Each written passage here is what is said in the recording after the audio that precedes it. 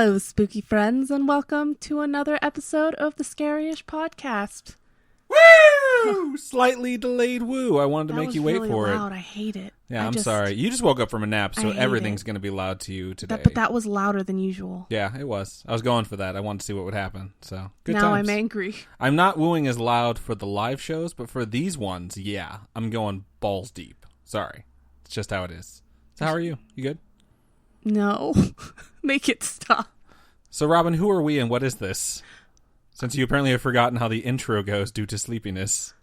I'm Robin Grace, and this is Adam Diaz, and we're here to tell you some weird and kind of scary things. Scary-ish, would you say? Yes. Cool. And we're going to read some emails from the wonderful listeners. Yep, so we're going to start out with some homegrown horror, which are stories that you guys send to us, like your experiences. Please don't rip off stories from Reddit. We are not here to read your creepypastas. Maybe we'll do an entire creepypasta episode where that's all we do in the future. That could be fun, yeah. Right now, we're just reading your experiences personally or from family, grandparents, stuff that's happened to them.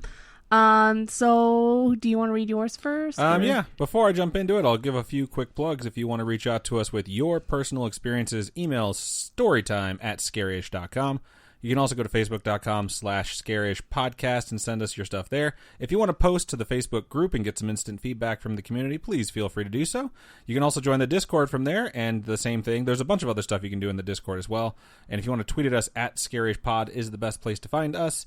And continuing the theme that we've had this past week, we have our first ever t-shirt design. Yeah. We're very happy about it. We've gotten orders, I wouldn't say pouring in, but they're definitely coming in. You can go to scaryish.com, and on the side of the web page, you can click the link to go to the men's or the women's, and it's this special I Was First design. It'll run through the beginning of September, I believe, September 6th, if I'm not mistaken. And then after that, we will hopefully be getting our full store up and running. However, this specific design with I Was First will not be available ever again. Yep, it's very limited. So please go and show your support. We really, really do appreciate it. Shout out to MDI Apparel for helping us get this all set up. We really appreciate your guys' help. You guys are wonderful. And we're just going to go ahead and jump into story time. So I guess I'll go first, or did you want to go first? No, you can go first. Okay, cool. So mine is titled Some More Spooky Stories. And it goes like this. Hello, spooky fam. Hello. Just me? Okay. Oh, hello. It's Leah again. Thank you guys for reading my story. I want to start with a tiny follow-up about the mirror thing. I think this was the person who sent in the story about the mirror where they got up from the bathroom. Oh, yeah. And were leaving after washing their hands. Yeah, I love that story. Mochi decided to follow me every time I go to the bathroom ever since that night, and she would just sit there and stare into the mirror. It's super just like creepy, you. Well, it's just like you when we watched the Poltergeist. Now she won't stop chasing shadows and lights. Yeah, that's very true. Just about 3 days ago, she lost the interest in the mirror wall and would never go into the bathroom anymore. But now she sits on my desk and stares into the smaller mirror I used to put on makeup. Maybe the creepy reflection moved to stay in a smaller mirror. I haven't seen. It could be possible. Or it's just the cat was creeped out and now the cat's just going to stare into different stuff. I haven't seen anything creepy yet, and hopefully it stays that way. After hearing you guys read my story, I got scared again. Wow. I think you guys made my story sound way scarier. Honestly, we just make them sound like you guys do in the email, so Good job writing it. So this time I have a couple of less scary stories to share. Please feel free to share them on the podcast. So they did include 3 stories, and I think they are in ascending level of scariness. Story 1, this one is not scary, as in the parentheses. Oh, nice. Story 2, this one is not scary either. And then story 3, this one is about a doll and it's creepy. So we're going to go with story 1 for this episode, and then for story time number 27 this week, we'll do the other 2. Cool, that sounds good. But I'm just going to do story 1 for my email. So it goes like this. This is a story that my mom told me. She works for the museum of our province. Her main duty is to repair and properly preserve the ancient books that the museum collects. That's kind of cool. That's an awesome job. Yeah. Your mom is basically How do you Indiana even get Jones. that job? Like, that's so cool. I'm pretty sure she goes on adventures and tells people, this should be in a museum. So that's awesome. So do you. Most of the time, she doesn't really need to do much, so she likes to spend her time in the lab doing repairs. In 2009, a major book collection was brought to the museum. My mother was so excited, in parentheses, she loves books. I would hope so. and spent her days in the lab trying to make readable copies. One night she worked until very late, so she decided to take a nap in the office.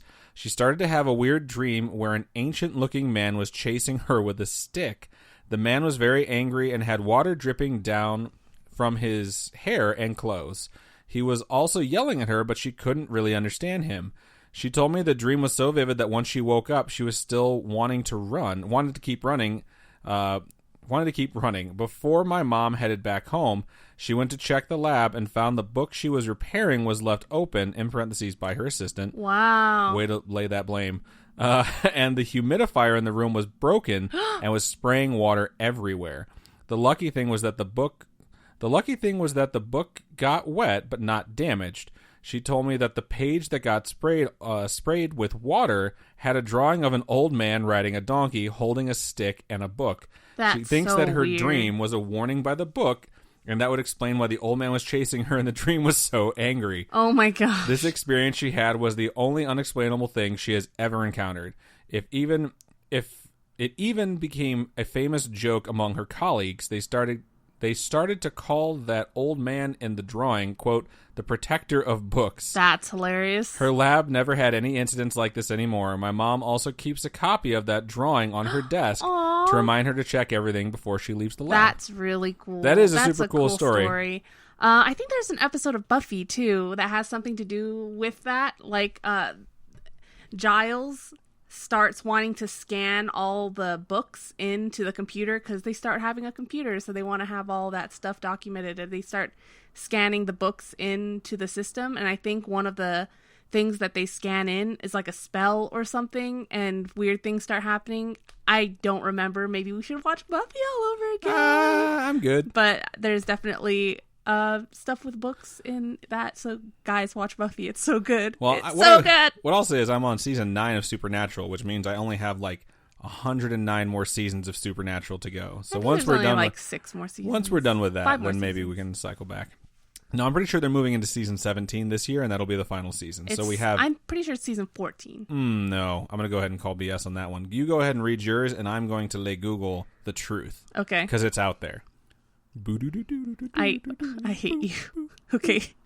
Okay, so the title of this email is Nope the Fuck Out times 9,000. You should have put like over 9,000. If it was 9,000 with a plus after it, that would have been, yep. Okay, basically, we're saying you ruined your email in the subject, so we're going to delete it now. Okay, no, it goes, hey guys. Hello. Hello. My name's Brendan, and I'm from a small town named Perryville that's located in the good old state of Missouri.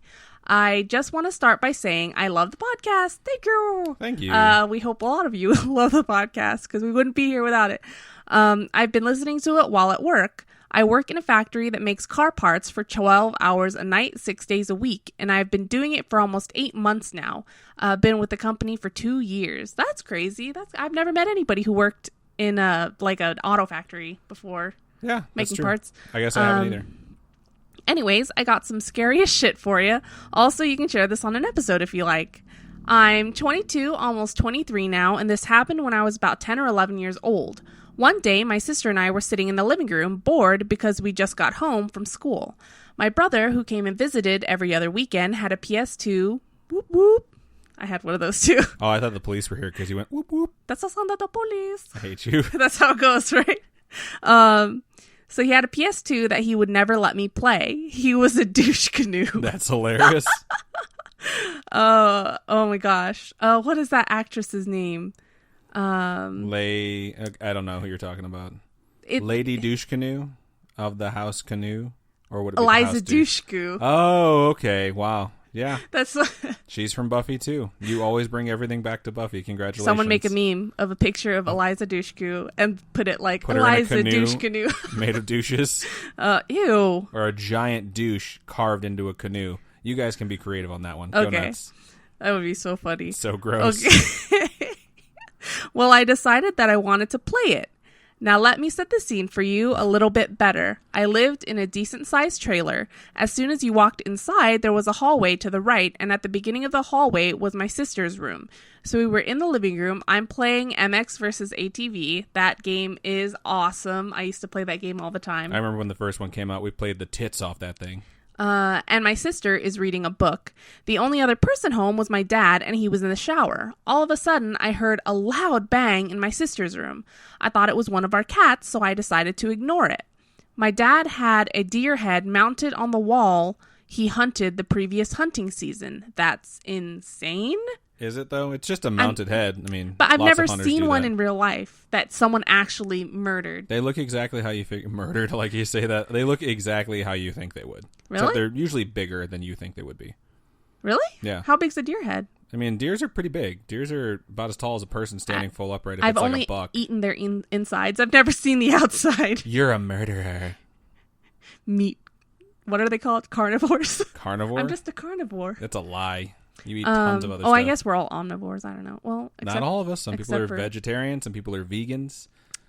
Fine. I hate you all, by the way. Eat meat.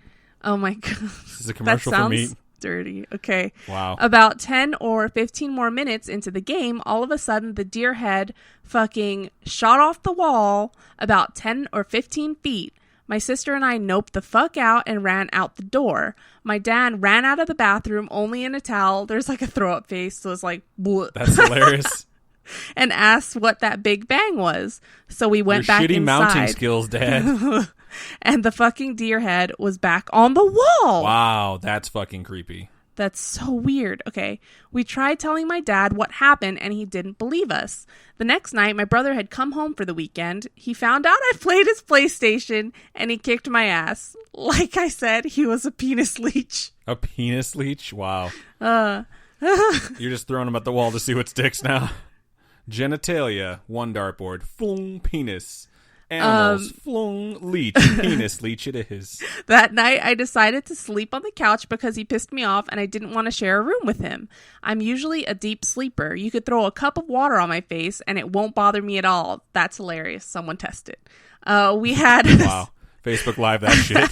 We had a stereo in our living room and at 3:33 a.m. it turned on.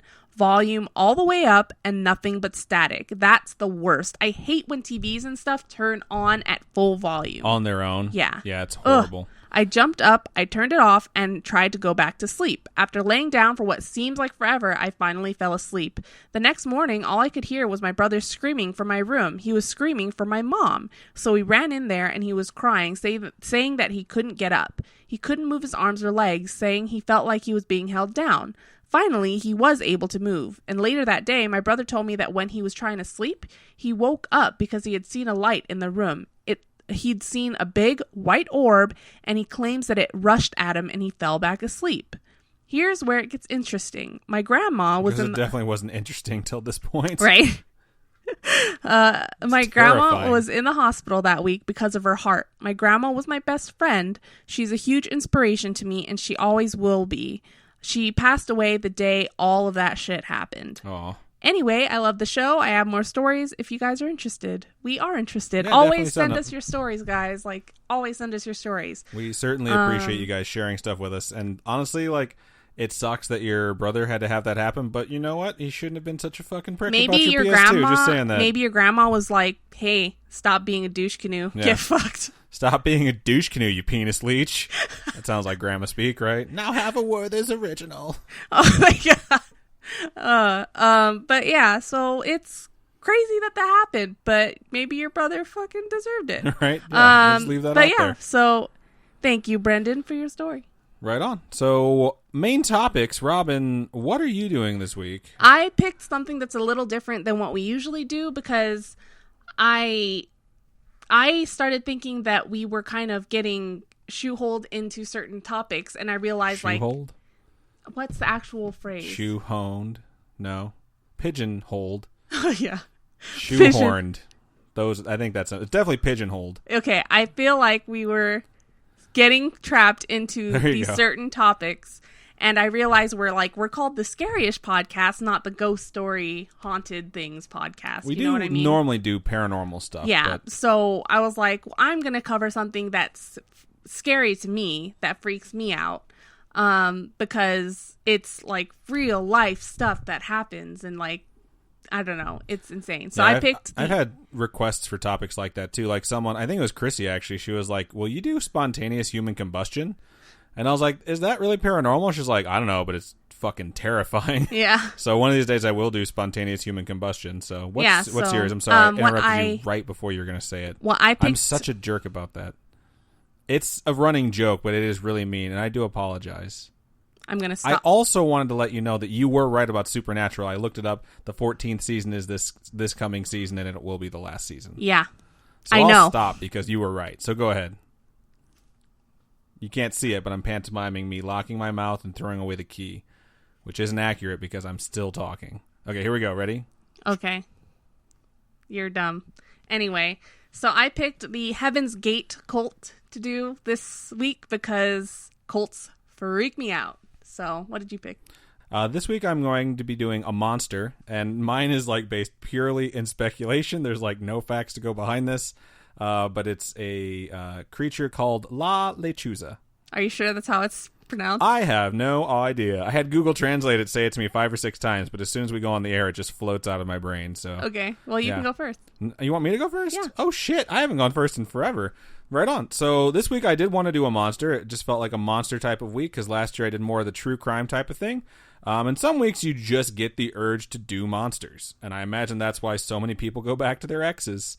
And wow! In parentheses, I put that's a good joke. That's a horrible joke. I was very proud of that joke. You know what? During mine, I have a really bad joke that's like poor taste, but so funny. Cool, perfect. Okay.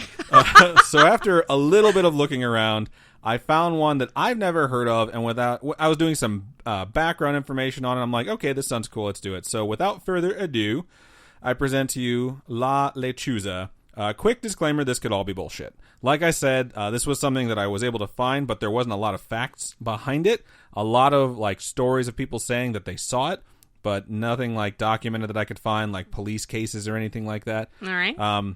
So literally translated, Lechuza means the owl, which, as a reminder, is my spirit animal. I mean, that and Chris Farley from that Chippendale skit on Saturday Night Live with Patrick Swayze. You're looking at me like you've never seen it. I've never seen it.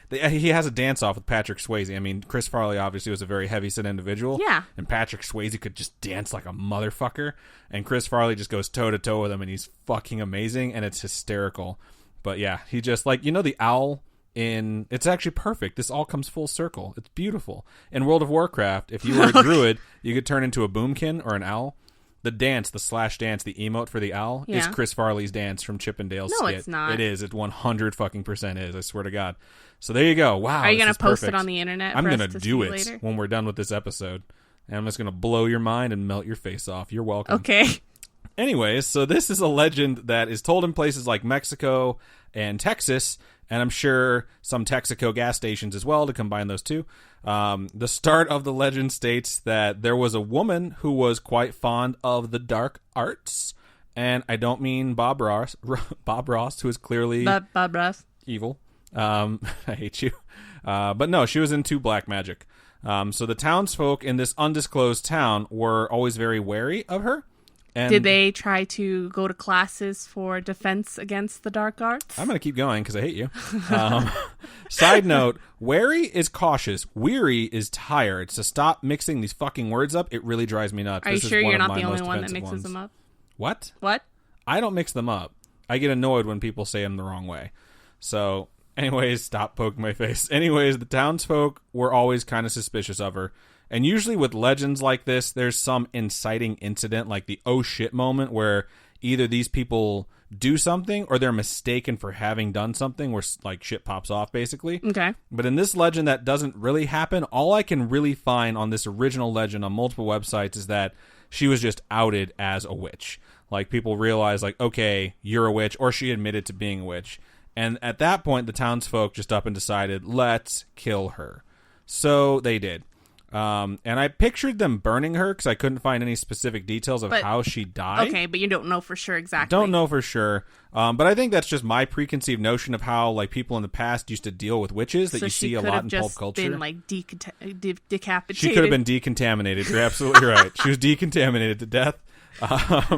In real life, which is funny, during, like, Salem witch trials, people were more often drowned than burned.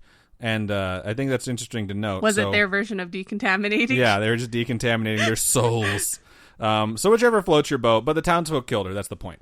So she, of course, didn't stay dead. And as that one guy from that South Park episode once said, sometimes dead's better. What? Because they were making fun of Pet Sematary. Oh. Yeah. So I love Pet Sematary. That one's good. I haven't seen that since I was a kid. We should watch it. We should watch it. Stephen King's movies are pretty I good. wish there were a way for us to like watch movies with people. Is we there could. a thing? Yeah. I think someone showed us how. I don't know. We'll figure it out. But legend has it that she returned as a spectral being to take revenge on those that murdered her. She appeared as an enormous black owl, roughly 6 feet tall. When I say 6 feet tall, I mean the body, from like the talons to the top of the head, and razor sharp talons, and a woman's face. And it is strong enough, it's said, to carry a full-grown human being off the ground and fly with it. Wow. So super, super scary. As a side note, I was like, I need to see what this thing looks like because I want to see like what some people have drawn up. So I found a couple of artists' depictions, which I will put on the website, of La Lechuza. And while one is exactly how it sounds, and also really creepy because I imagine a woman's full face, but like her mouth was like a razor sharp beak and it looked really fucking scary. Okay. I found another one that looks just like a giant owl, but with a sweet set of titties. Are you serious? Yeah. I was just like, I think this person got confused on the legend, or he was just like drawing and he just went with it and he's like, it's beautiful. But the contemporary form of the legend states that brujas, or witches, that sell their soul to the devil can transform into this terrifying creature. So it's not just isolated to a single person. And that's what can happen like today, because there's still sightings of this thing today. That's cool. I'd also like to point out, too, there's sightings in a lot of places in Texas, a lot of places in Mexico. And again, doing research into some Mexican folklore, I saw the name of Chihuahua, Mexico come up again. And like I know someone from Chihuahua, Mexico, so I remember the name when we saw it when we did the Mexican folklore episode. Yeah. So seeing this again, I'm like, man, Chihuahua is fucking cursed or something. Or those people are just really full of shit. Maybe it's hard to tell. It's like the place from Buffy, that it's just a hellmouth. I really... Stop bringing up Buffy. You did Doctor Who like a couple of episodes ago, and now you're stuck on Buffy. All I watch is TV. Clearly. I can't even. So these things don't just seek revenge. Like we talked about, the first iteration of this legend is that they come back to life and they seek revenge for those who murdered them or wronged them, but that's not the only case. They just seek to spread general misery. And it said that La Lechuza, I'm going to try and say it every time, I put it in here like 50 times, will be seen hunting unfaithful husbands. So if you can't keep your dick in your pants and you're married, you're probably going to get carried off by one of these things and fucking killed. It is also said to hunt drunk people.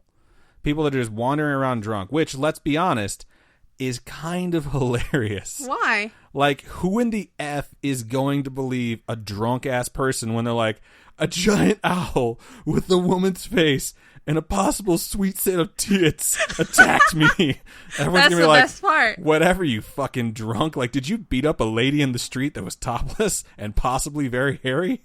So it's just like, no one's ever going to believe that person.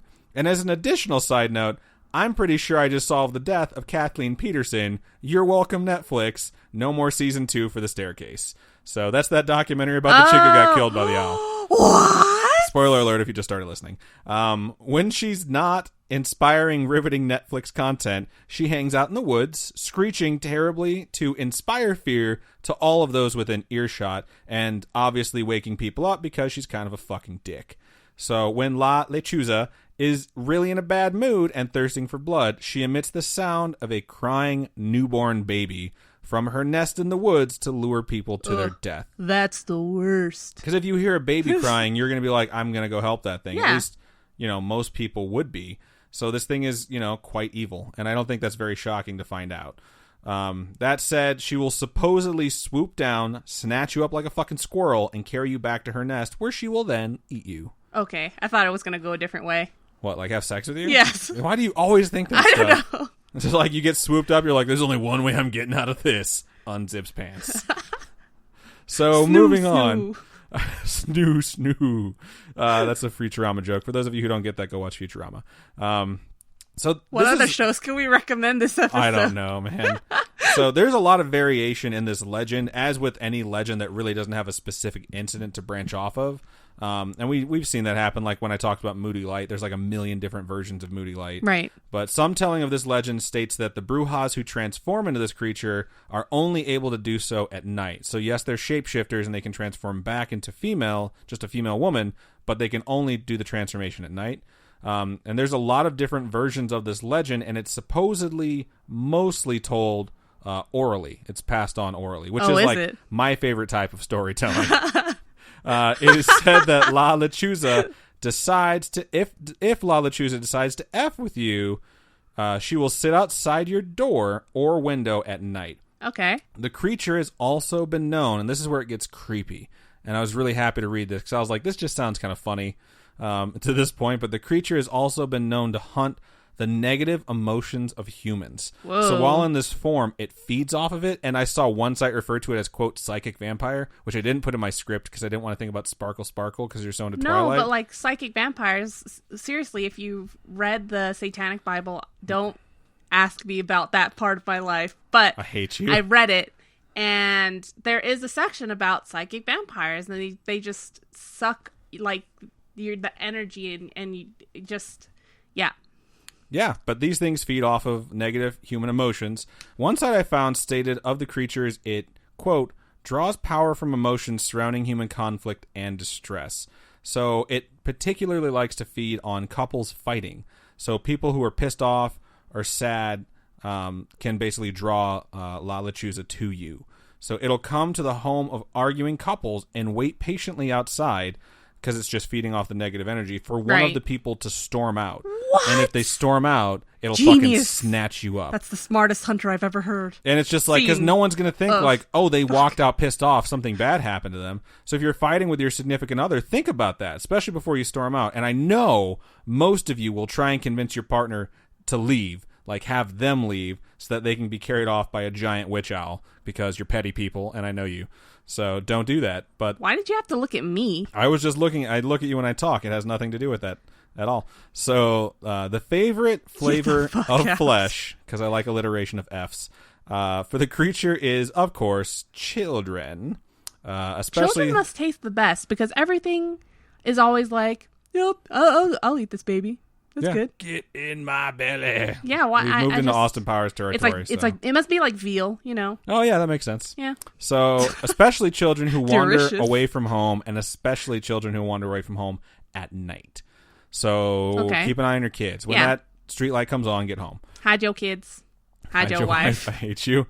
That said, if you happen to not go out, like you know these things are happening and you think one of these things is after you, but you wake up to hear the sound of scratching and find large gouges in your door or on your windowsills, it's like a note from La Lechuza saying, yo dog, I'ma kill you, see you soon. Wow. Yeah, because they are very persistent in their hunting. So at this point, you're probably thinking, Adam, I saw an owl once. I'm pretty sure I'm being hunted. And I just want to let you know, you probably are.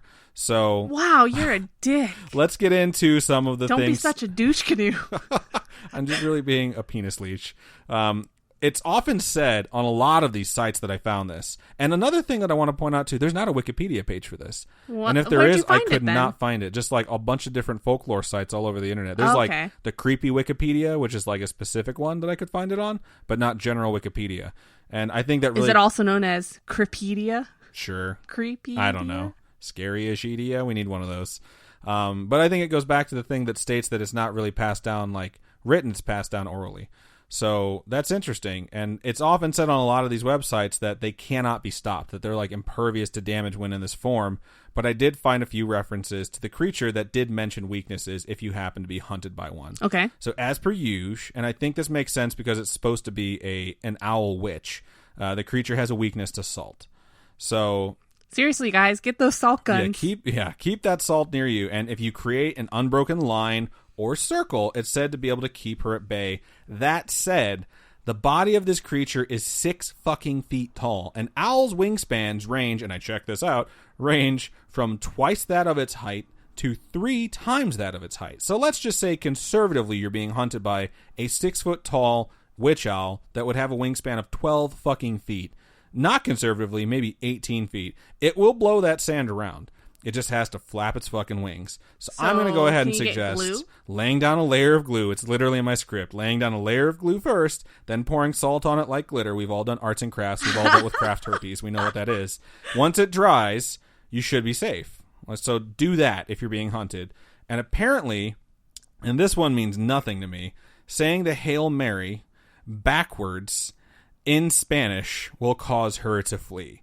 So I'll go ahead and keep that salt on me. That sounds evil. Because, right, this dude's Spanish is no bueno. So, like, I'm not going to be able to pull that shit off. Is that the only word you know? No, I know some other ones. However, and this gets to that point, too, it is said, and I saw this in a lot of places, that cursing at the creature in Spanish will drive it away. And although my Spanish isn't very good, I am at least proficient in the mystical art of swearing in Spanish. Thank you, Grandma and Grandpa. Apparently shaman also are supposed to be the hard counter, as I like to refer to it, to La Lechuza. They're the scissors to their paper, if you will. Okay. So legend has it that a shaman has a prayer that can be said under the tree where the creature resides, like where its nest is. It has to be there, I think. And then once completed with the prayer, this giant evil bird will drop out of the tree dead. What? Yeah. So get a shaman. Like, if you folks know a shaman, like, hit them up. And hit them up. This part is really funny to me because I found someone a lot make a shaman Tinder. Oh my god, shaman grinder. Oh, this part is really funny to me because I found a website that I had to tell you guys about, and it recommended 4 steps specifically when dealing with La Lechuza. I think I said it wrong that time. But yeah, it was way off. So the first thing to do is pray. It doesn't specify which prayer or which direction, forwards or backwards. It just says pray, which isn't a good sign. The second is tying 7 knots into a piece of string or rope, which I find interesting. So it's kind of like a charm to ward off evil, I think. Okay. The third is to just go out, flash some fucking cash, and hire yourself a good witch. Because, yes, folks, there are good witches. Not all of them are servants of Satan. Okay. So good witches can help you combat this evil owl witch. And lastly, no bullshit, step 4 says, quote, blast the creature with a shotgun while in its bird form. So just shoot it? Just shoot it. And a couple of things to mention about this last one, which I think we need to break down. 1, no shit. I recommend trying the shotgun approach to most, if not all, monsters. And also, obviously, you should do this when they're in their owl form, because if there's a witness, you're just shooting a fucking woman in the face with a shotgun. Also, oh, no. More on that later. Oh, no. As an aside, it does state that older versions of the story claim that the bullets need to be engraved with a cross on the head, and people have claimed that, and I just roll my eyes when I say this because it's like they know from experience, but they've claimed that you can also carve a crucifix on the tip of the bullet with a knife. It's like that episode of Supernatural where they carve the anti-demon symbol trap, the demon trap, on the bullets, and it like stops them from leaving that body. Yeah, or like From Dusk Till Dawn with George Clooney and Quentin Tarantino. What movie is that? They go to they're bank robbers or something like that, and they wind up in a place in Mexico with a bunch of fucking vampires. But they carve crosses into their bullets. That sounds fun. Can we watch it? Sure, it's fun. It's not a good movie, but it's not a bad movie. It's a silly movie. It's good though. So it's Twilight. I hate you. Man, I would love for those to cross over so I could just watch George Clooney just fucking blowing the head off of Robert Pattinson.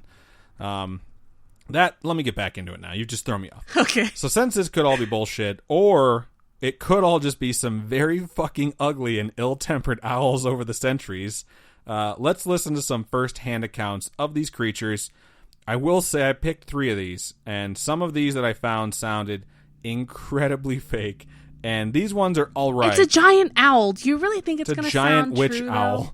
Yeah, okay. I left some of them out that were like, I don't know. And one of them sounded like How to Train Your Dragon to me. So I was just like, I'm not going to read that one. But I'll get to these 3 that I have, and that's where I'll wrap up. So this one states that in the United States, in the town of Santa Rosa, Texas, near the border with Mexico, there was a mass sighting of La Lechuza in 1977. A bunch of people claimed to see a giant owl with the face of a woman. No word on those sweet-ass titties. Okay. The bird was spotted on a tree and then flew to the front door of a woman's house, scratching at the door, trying to get in. By then, the neighborhood dogs had run to the house, were barking, and chased off La Lechuza.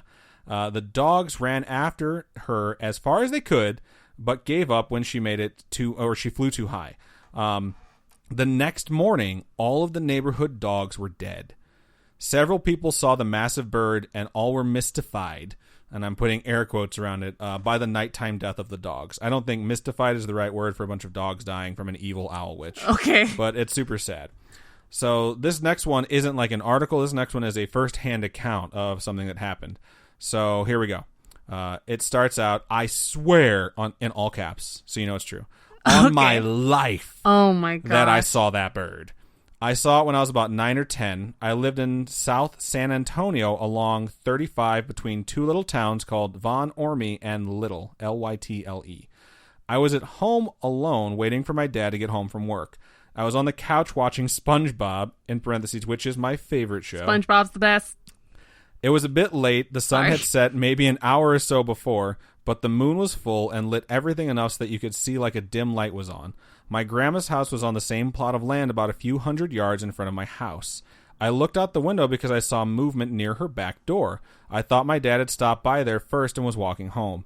I ran outside on the front porch, you stupid asshole, oh my to God. wave at him and yell hello. But it wasn't my dad I saw out there. I saw this massive bird, and I hope you could hear the caps. I mean, this thing had to be the size of Big Bird from Sesame Street. My kid memory might be exaggerating that a little, but it was huge. Much bigger than any hawk or buzzard I'd seen before. Okay. It was sitting on the picnic table in my grandmother's yard, and it was looking dead at me. I froze, but didn't feel too scared. I was just really interested in this giant bird outside. It was jet black. All I could see was the outline of it and the eyes shining in the moonlight. I slowly went back inside and peeked at it through the window of the front door. I was so amazed by it, I had never seen anything like it. We stared at each other like this for a few minutes. Suddenly, it spread its wings and flew away. I told my dad about it when he got home, about an episode of SpongeBob, and in parentheses, around 15 minutes later. Is it really that fast? I don't know. I thought they were 30 minutes. Yeah. Well, commercials. Oh, okay. He laughed it off, but I told my grandmother the next morning while eating breakfast, and she went crazy. She started saying prayers and rubbing eggs on me and stuff. We've heard about that. Oh, yeah. Then she told me the story of La Lechuza, which I had never heard before. Is it Lechuza or is it Lechuza? It's spelled Lechuza, so Lechuza. My bad, dog. Getting back to it, it sent shivers down my spine knowing that it was staring at me so intensely. I'd like to point out that I saw on some other sites, too, that staring at someone is trying to remove their soul. That's another thing that they can do. After thinking about it for a few days, I started to wonder maybe if it wasn't there to hunt me, but to warn me about something. Sure enough, a few weeks later, a huge storm came through. There was a funnel cloud nearby, but it never actually touched down. The winds did a lot of damage to my house, but my grandma's house was completely untouched, and that picnic table was the only piece of furniture outside that wasn't harmed. Wow. So yeah, that one's kind of crazy. This is the last one, and I'll leave you with this before Robin takes over. And this one made me laugh my fucking ass off, so I hope you enjoy it. Oh, God, okay. My family is from Chihuahua, Mexico. My older sister claimed that she saw my older sister claimed that she saw a lechuza a few years ago when she went back to visit. They were swimming at a local pond and they saw an enormous black bird watching them from afar. They started getting freaked out and decided to go home. The lechuza followed them all the way home while they were driving and stayed outside their house until dawn. Oh, God. Okay. My uncles claim they shot a lechuza, and the next morning they found an old lady lying there dead from gunshot wounds. So, either lechuzas are real or my uncles are murderers. Oh, my God. I think that it's possible. It could be both. It could be both. You know, I have my open mind right now, so it could be both. Your uncles could be murderers, and they could have shot that bird, and they actually killed a person. But you can't know. You never know. Yeah. So fun stuff. Man. That is La Lechuza from Texas/Mexico. So fun one. So La Lechuza, isn't that like? It means the owl. Okay. I translated at the beginning. No. But like la and lay, don't they both mean like the and a? I don't know, dude. I told you my Spanish is no bueno. Oh, why are you asking me? Okay, fine. Ask Google Whatever. Translate.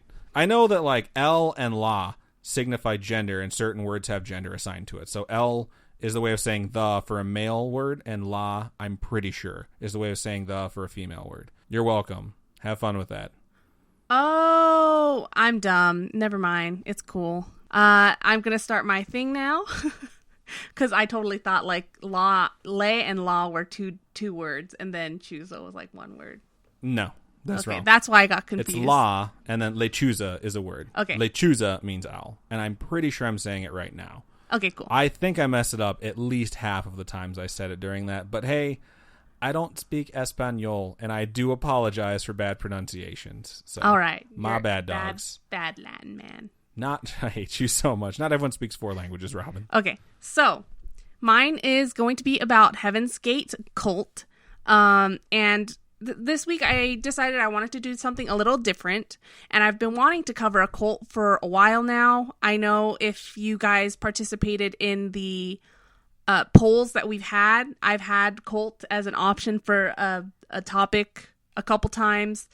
How did it do in the voting? Did it do well or did it not do well? I don't think it did well. Well, that bodes really well for this episode then, doesn't it? I wanted to do it, okay? And I know we've done a bunch of haunted things, ghosts, monsters. Those all seem to be like the common topic. And I really wanted to change it up because I don't want to get fizzled out on that stuff. You know, I want it to stay fresh and interesting and fun. And I love those things. So every time you want to do something that's like true crime, I'll try and pick something that's like way over the top. True crime. There was no crime. Really? Yeah, there was no crime. I clearly don't know enough about Heaven's Gate. All I know about Heaven's Gate is Deadpool 1, when they're trying to recruit Deadpool for the X-Men. And he tells him, when I want to join a house or something like that. I can't remember the quote, but he calls Professor X a Heaven's Gate looking motherfucker. Oh.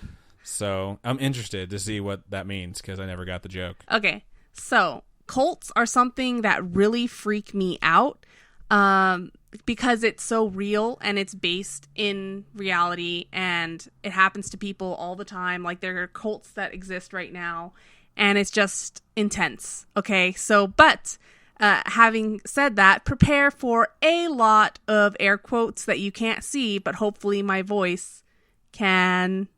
I don't know. You just have to soften your voice. Like, just talk like in a normal sentence. Then when you get to air quotes, go air quotes. Okay. Okay. So, cults to me are pretty scary / scary-ish because of how easy it seems for these groups and entities to recruit people and take advantage of them. It's like those people that are just down in the dumps and down on their luck and have nothing to lose, and they all seem to lean towards these cults because they feel like they need a place to belong. And I'm going to take this opportunity to let you all know that you do not need to join a cult, okay? Yeah, they prey on people that are at their weakest moments to try and act like your life is your life is not necessary unless you're filling the purpose of being in that cult. Right. And that's why people become so super dedicated to it. Completely unrelated topic. Jehovah's Witnesses came to the door today. Continue. Really? I was very polite. Oh, what happened? I was very polite. I told them to come back later. Really? Yeah, because actually, like, we were like in the middle of doing something downstairs. I think we were making breakfast or lunch. And they knocked on the door. They're like, "Oh, we just want to talk to you. Like, do you have a second to talk?" And I was like, "Listen, bitches, get the fuck off my doorstep." And I slammed the door in their face. Then I opened it. I was like, "Just kidding. Come back later." And they started crying, and I closed the door gently. Okay, don't be weird. Anyway, there are so many places, like the community that we've built here, the Scarish community, that you can be a part of without giving up your life and well-being. Like, don't do that to yourself. Respect your beliefs, and you can be open about it. You don't have to feel like you have to, like, I don't know, belong to a specific set of beliefs in order to fit in. Right. Also, I wasn't really mean to Jehovah's Witnesses. If you're Jehovah's Witnesses out there, I didn't do that. Okay. Just saying. Cool. Okay. So, I want you guys to know you are your own person. Don't let some crazy cult leader take over who you are as a person. Cults suck. Don't do it. Just don't. The best thing I could ever tell you guys is, like, if you're religious or not religious or you're spiritual or whatever your belief system or your idea structure is, just look at a person, and if you cannot look at them, like, objectively and say, these are the things that they do, these are the things that their actions have told me about them, and look at those actions and take their name off of it and look at it like it's a blank piece of paper, like a resume. And if you can look at those actions, you can determine, like, oh, they're a good person. That's a sign, because cult leaders, people that want, like, to be worshipped and followed, when you objectively look at the things they are doing, they are horrifically terrible monsters.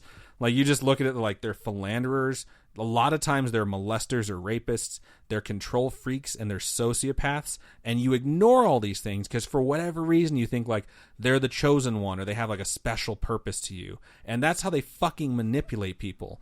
And it drives me nuts to see people like, they're great. And then you bring up all the things like, well, what about this and this and this, all the horrific things that this person or this organization does. And they're like, well, you have to understand, I ignore all that so that my bullshit beliefs can persist.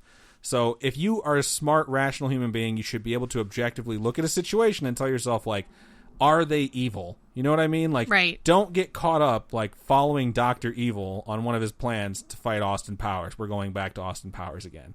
You know, his name is Dr. Evil, for Christ's sake. Like, don't fucking lie to yourself and act like you're the good guy. And get yourself out of that situation. That's all I'm going to say. Move on. Okay. So, anyway, there are a lot of cults. There's so many cults that have done horrible things, and it just doesn't seem to be a phase of the times because they do still exist to this day. Cults are something that personally, it's just personally scary to me. And I thought that you lovely folks might enjoy a good dose of horrifying reality. Wow, she did a fist pump and everything, guys.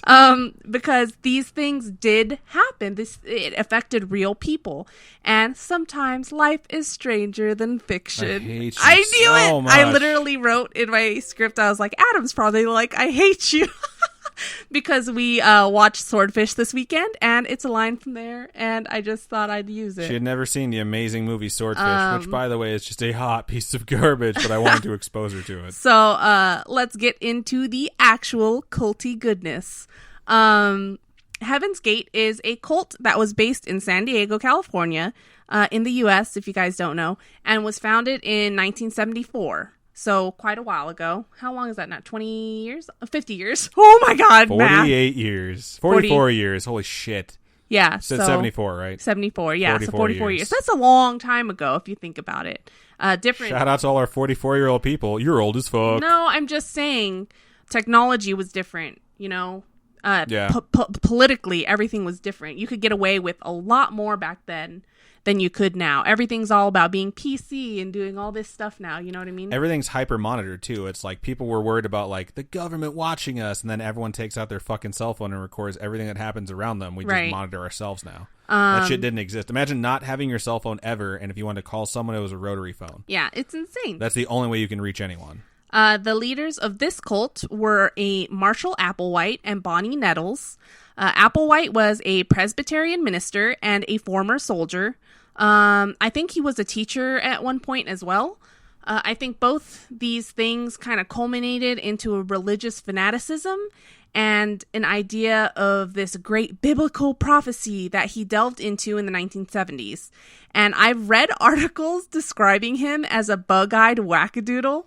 And this description, I know, it's so great. I just pictured someone in my brain, and that image isn't going to leave it. It's so accurate because it's just, the pictures I've seen, it's like just this like bald white guy with like, makes sense. His eyes are just like big round circles, and he just looks insane. He looks insane.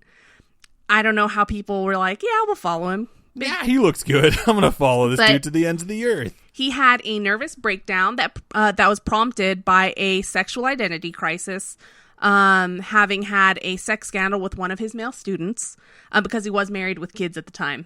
So this mental breakdown led him to meet Bonnie Nettles, who was a 44-year-old nurse who was also married at the time of their meeting and was also interested in biblical prophecy. So, go figure. These two seem to come together. 2 peas in a crazy little pod. Pretty much. And I just think anyone you meet in a psychiatric hospital, it's just not a good idea. Like, I mean, I don't know if it's not a good idea, but I think you have to have the biggest grain of salt to take with anyone you meet there, because they're going through some shit too. Yeah, they met in 1972. She was a nurse there. He was a patient. I mean, it's a bit different if it's a nurse, because that's your caretaker, you right? Know? But it's just like, plus nurses outfits. But she seems a little cray-cray. I wouldn't date cray-cray, crazy. Okay. Anyway, I would not date my patients if I were a nurse. But I feel like she was a little kind of Off. quirky herself. Yeah. So she was just whatever. But it because just... there's like the nurse fantasy, like nurse outfit, Oh, caretaker. God, no. But there's no mental patient fantasy where you're a nurse. You're like, look at those bug eyes and that bald head. I gotta give me some of that. Okay. I've never seen that video. I'm just saying. Anyway, them meeting, it was just like a recipe for disaster. And if you guys do have a story where nurse and patient get together at a psychiatric hospital or something, or like two patients get together at a psychiatric hospital and it works out, let us know. I think that it Send could be to possible. us. It's just definitely dangerous when there's a giant doomsday boner between both parties. Right. I'm just, if you have a successful story, send it to us. I'd like to know. I'm really curious. And I like being a positive person. So if there's like positive stories out there, please let us know. I am positive these two people are fucking crazy. These two were crazy. So Nettles, the woman, told Applewhite that their meeting was foretold to her by extraterrestrials and that Applewhite had a divine assignment. So crazy alien fanatics who just happened to be platonic sexless friends. Wow. So sounds like it'll go great. Well, it's true. Right? Well, it proves the myth that you can actually have a platonic relationship with a member of the opposite sex. Yeah, it's till her death. They were just sexless friends. Wow, good for them. Yeah. So these two took passages in scripture from the Bible and interspersed it with science fiction. A big thing that they did was like take stuff from Star Trek. And They boldly went where no one went before. Right. I'm not going to knock anyone's beliefs. Like, you guys do you. These two just took it to an extreme that was really unhealthy.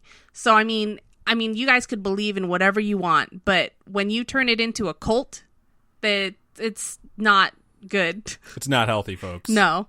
By June 1974, they'd written out a belief system and solidified an outline for how to practice it. So they made all this stuff themselves. Wrote the rules themselves. They did everything. They concluded that they had been chosen to fulfill biblical prophecies and that they had been given higher level minds than other people. It's just sociopath level thinking. Yeah, it's like insane. It's narcissistic level thinking where you're like, and that's another sign of like almost a psychotic break where you have these, I won't say ridiculous, but they are ridiculous. But they have this like higher connection to an otherworldly being or an otherworldly purpose that elevates them above normal people because the sociopath in them cannot allow them to think that they're normal. Right. They have to be superior.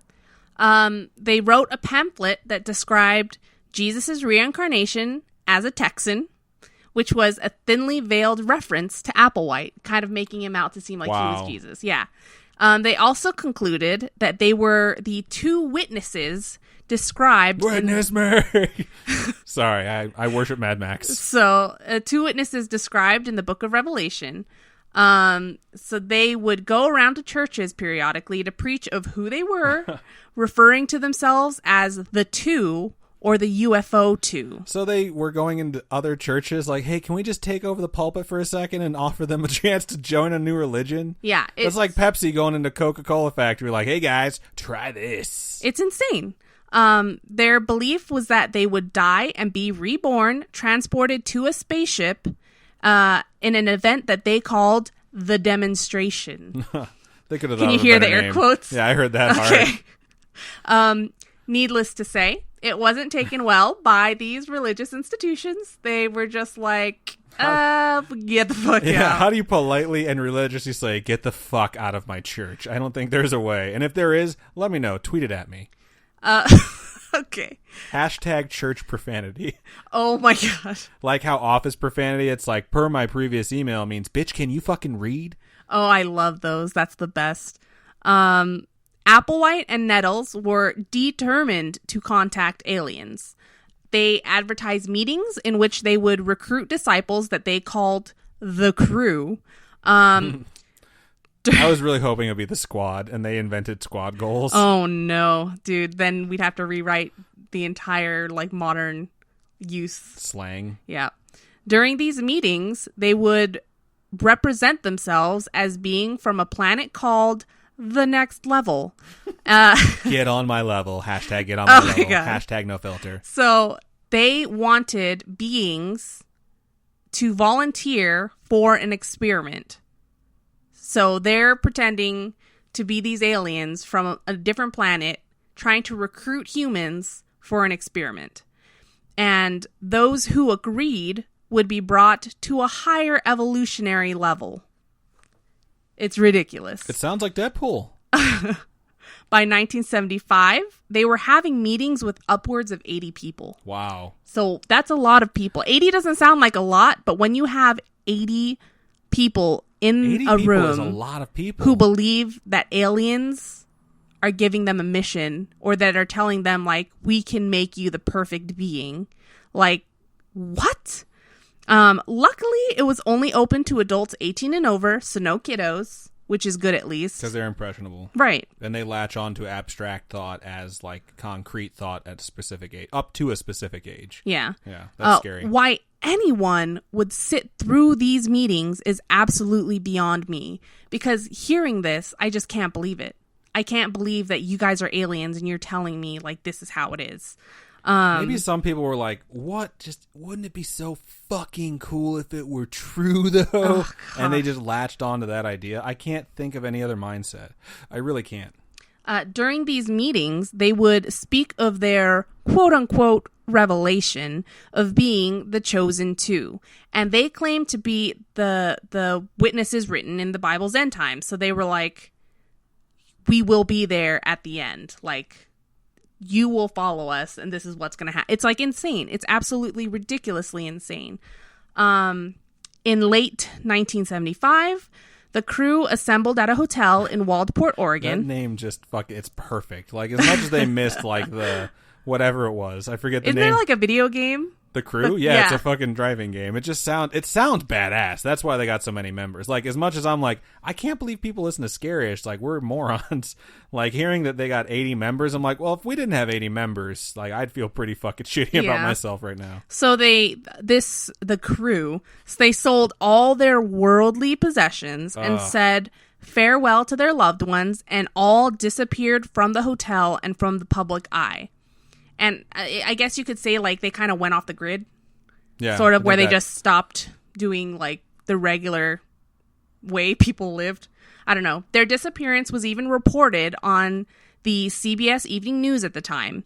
And a quote from the report was, quote, "A score of persons have disappeared. It's a mystery whether they've been taken on a so-called trip to eternity or simply taken," end quote. Nice. Yeah, so it's like, where did they go? Did they disappear? Did they go to the spaceship, or are they just gone? What happened was that they went underground, pretty much. Like, they went off the grid. Applewhite and Nettles referred to themselves as Doe and T. Like, D-O and T-I. And their crew of almost 100 members went across the country as beggars. I thought you meant they literally went underground. That's how stupid I am. Oh my god. I was like, they burrowed like the Zerg. That's so cool. No. They buried themselves like vampires. They went off the grid, just acted as beggars, had, like, sleeping bags and shit, and just went across the country and just asked people for money, you know? They used a number of different titles, like Applewhite and Nettles used a bunch of different titles over the years, including Bo and Peep. Get the fuck out of here. Okay, I can't believe this shit, dude. It's insane. Before they called themselves Heaven's Gate, they were called the Human Individual Metamorphosis, or HIM. They were trying to... Isn't there a Christian rock band named HIM now? There is. It's His Infernal Majesty. Oh, my lord. The irony. Yeah. Okay. Jesus Christ.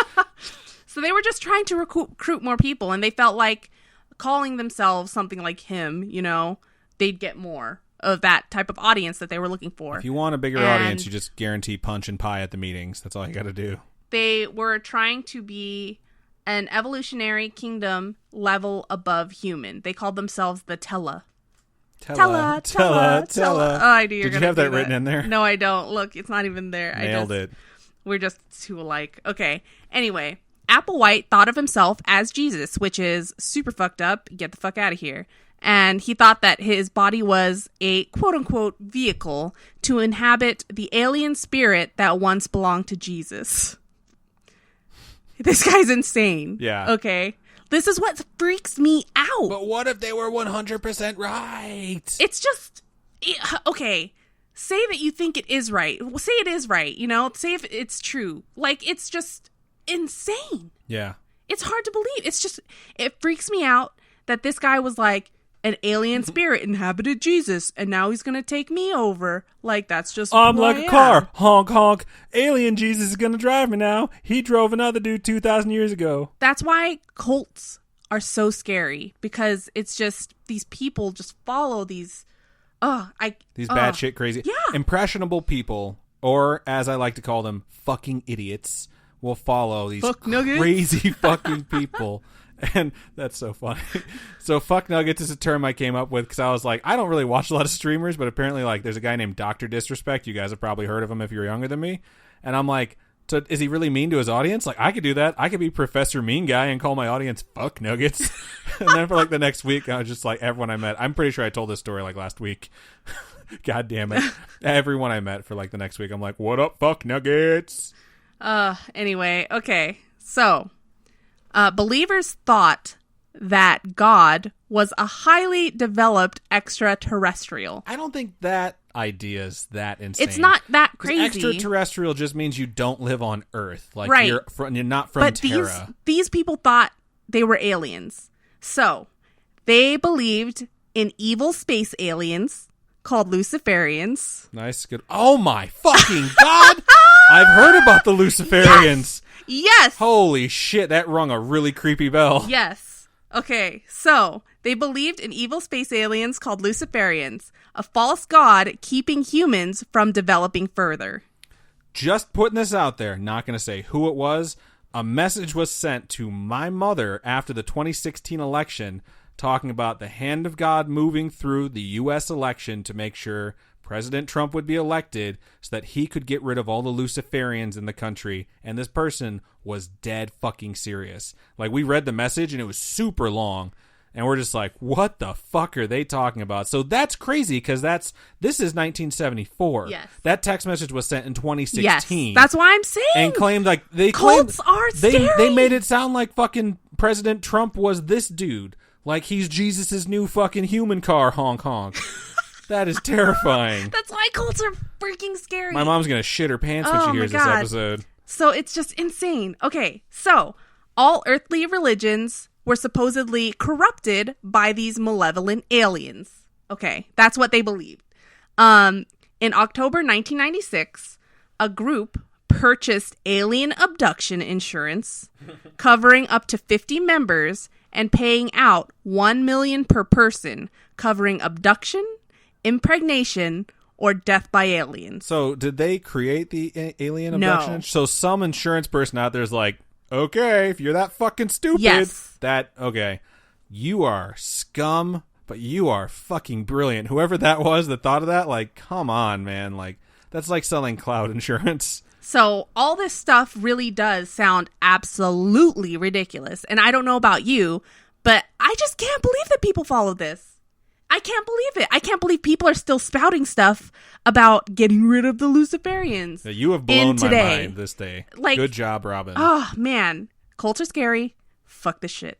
So, like, it's just like, are they just sitting around like, huh, that sounds about right. Like aliens, right? Good thing I have that insurance. Haven't been abducted yet. Insurance works. So, the crew traveled across the United States preaching their idea of a higher state of being and the divinity of, quote-unquote, the UFO 2, which was the two people, the original right? two. Okay, so as years passed, throughout the 70s and 80s, those that had cult tendencies flocked towards them. And you guys would be surprised by how many people jump from cult to cult to cult. Right, because they need to find something that gives their life purpose. It's incredible. Rather than, just being kind to other human beings. Right. Well, membership grew, believing that Applewhite's views were more inclusive and diverse. Yeah, that sounds super inclusive. So it allowed people to, quote unquote, find themselves.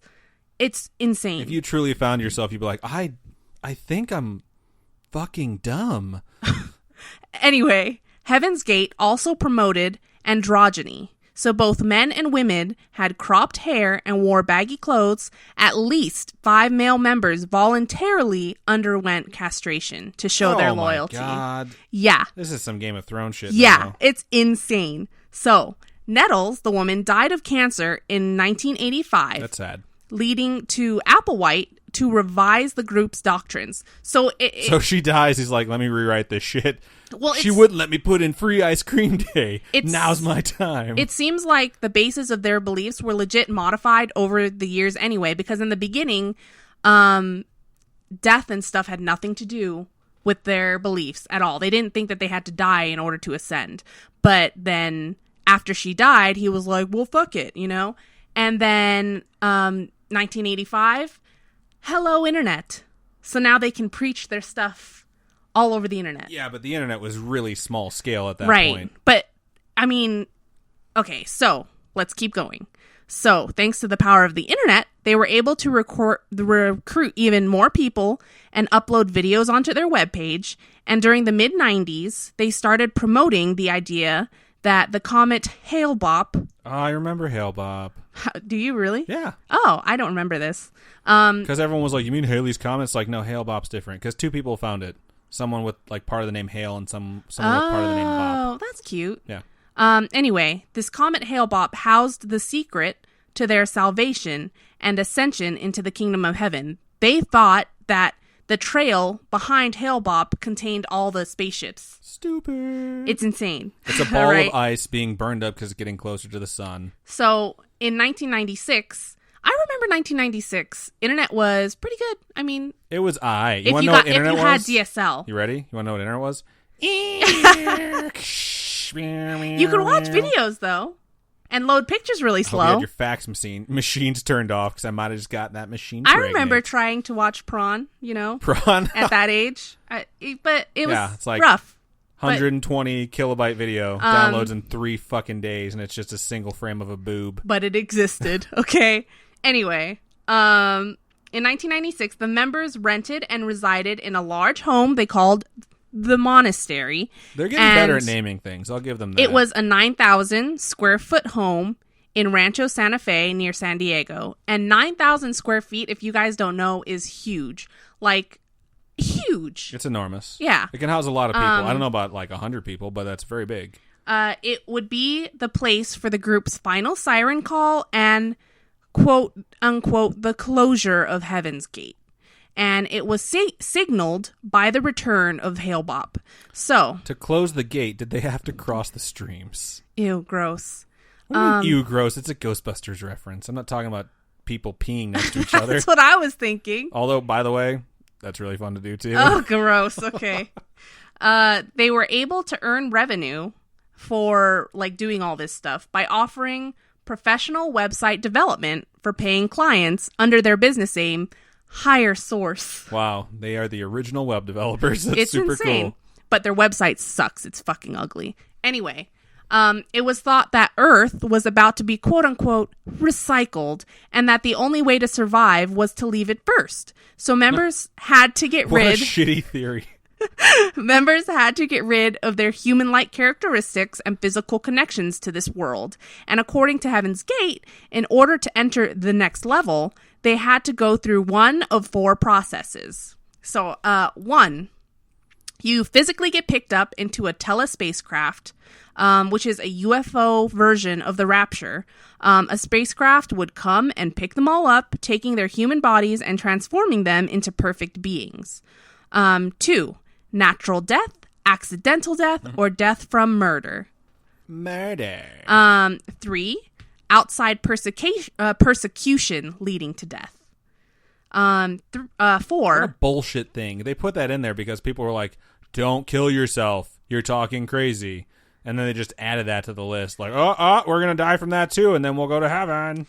4, willful exit, i.e. suicide. Wow. Fuck, I hate them so much. Yeah, it's so dumb. Anyway, so Applewhite had this revelation that they could willfully abandon their bodies as Jesus had done. And I'm not exactly sure that's what happened there. He's absolutely insane. It's a pretty bullshit interpretation of that. I don't know how he registered that in his head. How do you think that? How do you even... I can't. The whole point of Jesus' story to a lot of people is that he suffered and died. Yeah. It's dumb. It's so dumb. But on March 22nd and 23rd, 39 members committed suicide in order to graduate. And by graduate, I mean ascend to the next level. The next level. So how many of them were in the cult but they didn't kill themselves? I don't know. I'm not sure exactly how many there were. Can you imagine being part of that? Then afterwards you're like, huh, well, that's fucking weird. Like, everyone's still here. Applewhite even created a final video titled Doe's Final Exit, filmed March 19th through 20th, 1997, days before the suicides. He taped himself speaking of suicide and it being, quote, the only way to evacuate the earth, end quote. I hate this guy. Yeah, I hate him so much. Earlier I said I hate them. I meant the two that started this religion, not the people they duped into believing this. Right. I don't hate people just for being stupid and getting mixed up with a cult. Although, holy shit. Like, this is insane. After their deaths, a UFO, he said, so after their deaths, a UFO would come and take their souls. The video has like 2 million views on YouTube. It's insane. Who would put that shit on YouTube? I don't know. They probably put it on YouTube. A day or so before the event, the members went out for a last supper together at Marie Callender's in Carlsbad. They all ordered the same thing. It was set up before they came in, and they all drank iced tea. Dinner was salads for an appetizer with turkey pot pie for the entree, and they all had blueberry cheesecake for dessert. What if you don't like blueberry cheesecake or turkey pot pie? This whole religion is based on everyone being the same. That's so dumb. Yeah. So it's such a weird thing to do before doing something so dark. They would have had, like, say I was impressionable enough to be in this cult. They would have had me until they tried to make me eat that blueberry cheesecake. I'd have been like, fuck you, bitch. I want strawberry cheesecake or I'm not killing myself. I would have been that 4-year-old complaining about not getting dessert. The waitress that reported all this said that none of them were upset. Everyone was pretty normal. No one was Did like... they tip? Oh, I don't know. I didn't read that. But it's just crazy that everybody had to be exactly the same. That's why I'm like, you guys do you. Don't join a cult that's going to take away everything that makes you you. Being weird is being unique, and that's why weird people are so fucking cool. This isn't being weird, forcing everyone to be uniform. Like, it's just creating your own sense of normal and then making someone else fit into it. That's so stupid. Yeah, it's dumb. I hate the leaders of this stupid cult. Anyway, members took phenobarbital mixed with applesauce and a vodka chaser. They then put plastic bags on their heads in order to suffocate themselves. And I know this is going to be a really bad joke, but talk about overkill. Am I right? I hate you. It's not that bad of a joke. Too soon? No. It's been almost 50 years. Anyway. No, it hasn't. This was in 90s. Hail Bop was in like 94. Okay, fine. It's been like 20-something years. Okay. Like 25. Holy fuck, I'm old. Anyway. Yeah, you are. Anyway, by the time they were all found, their bodies were already decomposing. They were eventually cremated, though. So, an ex-member going by Nudie was mailed. Can you spell that? Neoody. Okay. Was mailed, probably emailed, and notified of the quote-unquote exits. So they messaged him like, hey, we're leaving. Do you think he like got the date wrong? I was like, it was Tuesday. Oh, fuck. They're gone. I don't know. He found the bodies on the 26th and called 911 to notify police and left. Authorities found them all neatly laying in their bunk beds, faces and torsos covered by a purple cloth. It's like a purple square cloth that they put like diagonally across them, like a diamond kind of. The photos of this are crazy. Anyway, each member had a $5 bill and 3 quarters in their pockets. The $5 was to cover any fines that they got while out on jobs, and the quarters were for making phone calls, because not everyone had an iPhone back then. They were all dressed in identical black shirts and sweatpants and brand new black and white Nike Decades athletic shoes. Yeah, because you need those. You fucking pricks. They make these people get rid of all their worldly possessions. And by the way, lots of things do this. They make you get rid of all your attachments, like to the material on this plane, so that way you're ready to ascend. And in some cases, it's trying to make you understand that, like, being materialistic is a bad thing, and I understand that. And in other cases, they're trying to make you get rid of anything that gives you a sense of individuality so they can fucking control you. And you have to be very careful when people talk about people who are worldly, because there's a big difference in someone who believes in Hinduism or Buddhism, like moving away from their material possessions, and someone who believes in something that's more like a cult that tells you, like, you're worldly if you have these things. Also, we're going to pay you, I don't know, 2 cents a day to do all the things we tell you to and live in these wretched conditions, because if you don't, God will be mad at you.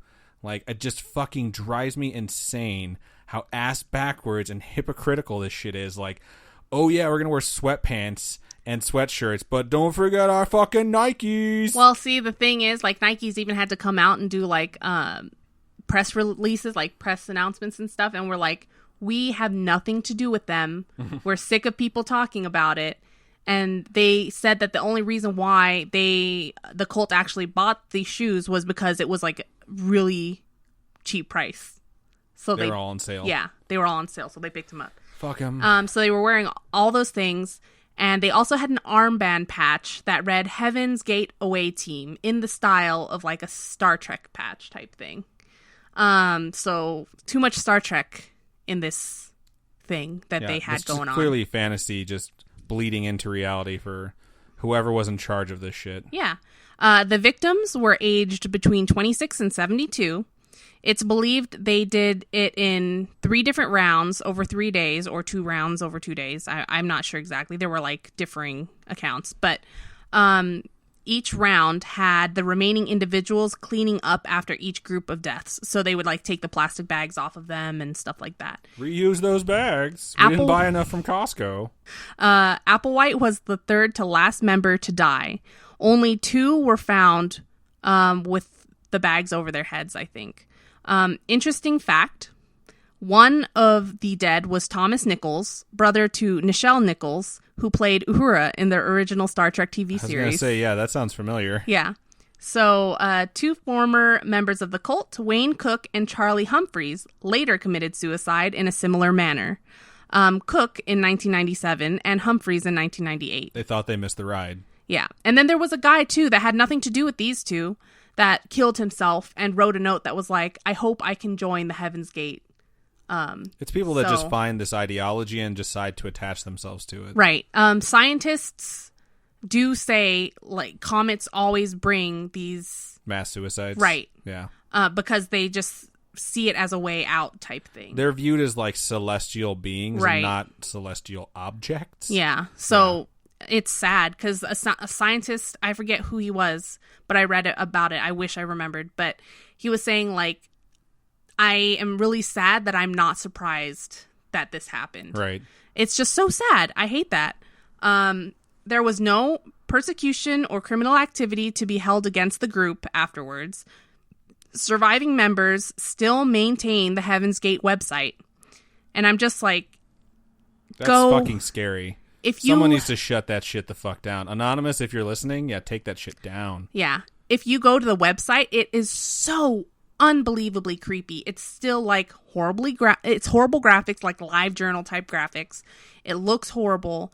There's still like a red alert that flashes on it. It talks about like the fact that the Hale-Bopp comet is like the way out and their vessel and all this stuff. And it hurts me to read it. Like my heart sank reading that stuff because people believed it.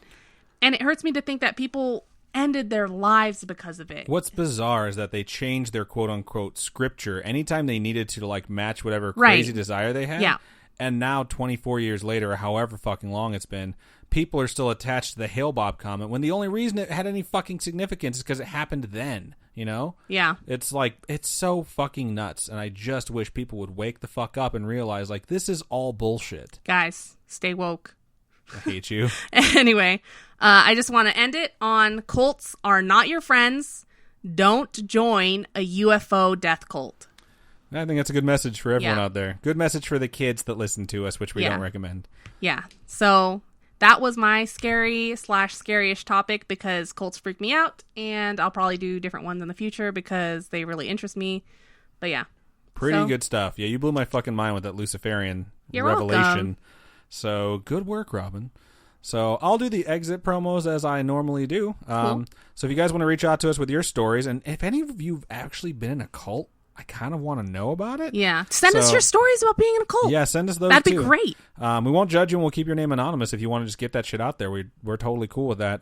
That said, reach out to us at our email address, storytime@scaryish.com. You can also go to facebook.com/scaryish podcast and message us there. You can join the group and post for some instant feedback from the community. You can also join our Discord from there and get some instant feedback from the community, or just chat with us in Discord. You can tweet at us at scareyishpod. If you'd like to donate to the show, you can go to patreon.com/scareyishpodcast and make a monthly donation. You can sign up for that there, and for as low as $1 a month, you'll get access to all of our episodes early. You can also go to Ko-fi, ko-fi.com/scareyishpodcast to make a one-time donation there. And we have our goal up there for studio stuff, and we're slowly eking towards hopefully better lighting eventually. Yeah. So we're really appreciative of everything you guys give us. We really appreciate it. And a lot of you guys have been asking for merch, and we've been listening to you. So we do have the t-shirt up that we talked about earlier. And if you go to my shop, etsy.com/shop/Robin's Kawaii Corner with a C. Or you can go to scarish.com and scroll to the bottom and click her icon. Yeah, that's it's easier. a really, really good way to find it, too. You can find a bunch of stuff for our merchandise there. Yeah, I have pins, stickers, and that's it for now. I was going to say, you can keep going. Right on. And one last thing for our patrons out there, if you guys are still listening, we're going to do a patron-specific giveaway. We're going to draw all the names. We're just going to draw the names out of a hat for everyone that's a patron of ours. And we're going to do that drawing live on the show next week for Storytime. So if you are a patron, look forward to that. If you've been thinking about becoming a patron, now's a great time to do that. And for those of you who have been patrons, go and check and make sure that your donations are still set up properly, because Patreon got all fucking crazy and we're not sure if they're working or not. Yeah, for there some were of a you bunch guys. of issues this month, so definitely go and check. I posted a couple times about it on Patreon, but I know me personally, I don't look at all the emails I get from Patreon. So yeah, so just to let you guys know, we're going to do that, and hopefully you guys go and check that out, or just join up. We really appreciate it. Yeah. And last time I'll mention at scarish.com, you can go and check out the t-shirt designs and jump over to the MDI apparel shop and pick one of those up, which would be fantastic. So I think that's just about everything we have for episode 36. Robin, can you think of anything else? No. Right on. It's fun. Do you want to sign us out, or should I? I can do it. Okay, go for it. Keep on creeping on. Don't join a cult, and we'll talk to you guys next week. Bye.